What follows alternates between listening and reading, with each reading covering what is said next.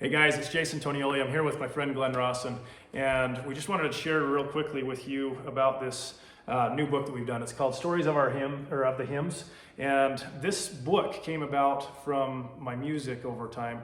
I've written a lot of piano arrangement books of hymns, and in those books, at the very top of the music, I would put a little bit of information about where the hymn came from, who the composer was, and try to make the song mean more. And through a lot of things that have just happened to kind of fall in place. My friend Glenn here is a storyteller, and I thought, how cool would it be to tell the stories of these hymns and share the life story behind some of these composers and what part of their life actually caused them to get to the point where they wrote the music. And as I've done research, there's just not a lot of information about that. And so my mom, who's amazing, she used to make me practice piano, but she's really good at researching family history and genealogy, that type of stuff. So I started working with her and then with Glenn as well to put this together. And the end result is this book. It's called Stories of the Hymns. There's over 40 stories in here of just the most iconic sacred hymns. Amazing Grace, Come Thou Fount of Every Blessing. You rattle off any kind of common hymn and you're going to recognize these hymns, but we've made it into a story. And just want to have Glenn, I'm not much of a storyteller, so I've got Glenn here. I'm like, hey, I got to have you come tell a story. So I'm going to have him share the story behind Amazing Grace.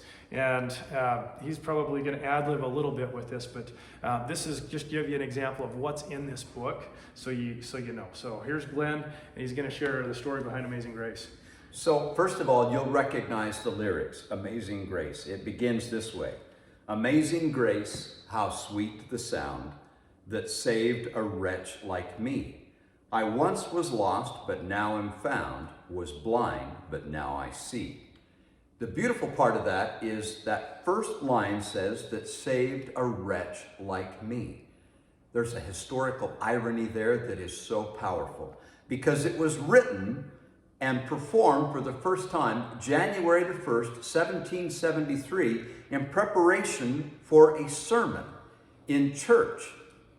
But who was the composer? John Newton.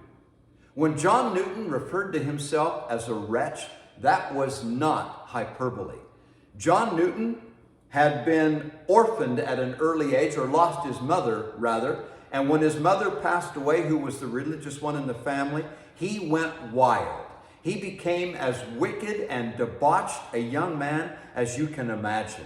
He finally was actually sold into slavery and in bondage in Africa. His father, who of course was still alive, a retired sea captain, finally found him and rescued him. And then one day out on the high seas, Newton is still living the life of a wicked, depraved sailor. And then one day the ship runs right into a storm and they're going to go down. And at that last moment when it looks like all is lost, Newton, somewhere from the wells inside, offers a word of prayer. It latched onto him the faith of his childhood and would not let him go. And as time went on, more and more, Newton was converted until finally he gave up the life of a sailor. He became a minister, a pastor in the Church of England.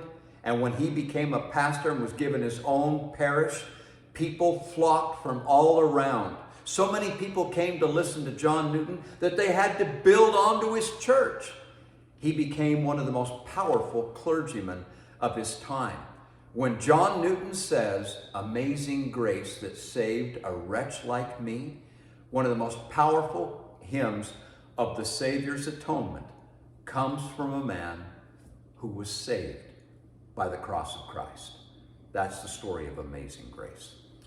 And there's dozens and dozens of others in this book that I'm certain if you enjoy hymns, you enjoy music, it's going to just add so much more meaning to these songs that you've probably played for years and years. Just invite you to check it out, Stories of the Hymns. Thanks so much.